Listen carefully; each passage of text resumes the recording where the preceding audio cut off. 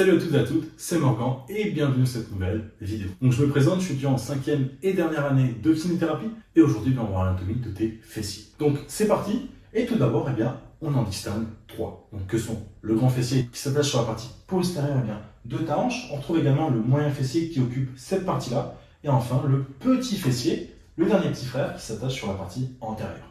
Donc ces trois muscles ont des axes de fibres qui sont différentes. Concernant le petit fessier, il y aura plutôt des fibres qui seront arquées vers l'arrière et le dehors. Concernant le moyen fessier, les fibres seront plutôt verticales, c'est réellement le muscle de la stabilité. Enfin, le grand fessier qui s'attache dans cette zone-là aura des fibres qui seront obliques en bas et en dehors. Donc tous ces muscles sont super importants au niveau de ton bassin, tout simplement parce qu'ils remplissent plusieurs rôles. Tout d'abord, ton grand fessier, c'est le muscle qui permet l'extension de hanche. C'est un des muscles les plus puissants de ton corps. Et on en a parlé un tout petit peu tout à l'heure. Ton moyen fessier, c'est vraiment le muscle de la stabilité au niveau de ton bassin. En fait, si tu n'avais pas de moyen fessier, par exemple, à droite, eh bien ton bassin partirait totalement et donc tu serais juste plus stable. Enfin, ton petit fessier, c'est le seul muscle qui fait de la rotation interne au niveau de ta hanche, c'est-à-dire qui effectue ce mouvement-là. Mais donc, comment les travailler efficacement lorsque tu es à la salle? Alors, pour ça, on parlera uniquement de ton grand fessier, puisque c'est le muscle qui est le plus travaillé des trois. Et on va prendre bien comme exercice type le kickback à la poulie. Donc, c'est l'exercice où tu mets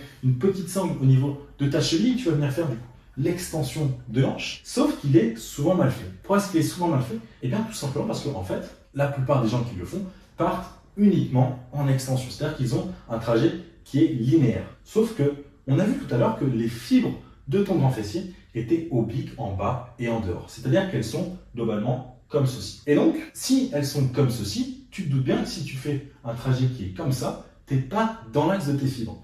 Et donc, que faire pour être dans l'axe de tes fibres et donc les stimuler beaucoup plus? Eh bien, ce que tu vas devoir venir faire, c'est venir faire un mouvement où ta hanche part en arrière, mais également sur le côté. Donc, tu vas partir à peu près à 30-45 degrés vers l'arrière et c'est là où tu auras les meilleures sensations et donc la meilleure stimulation.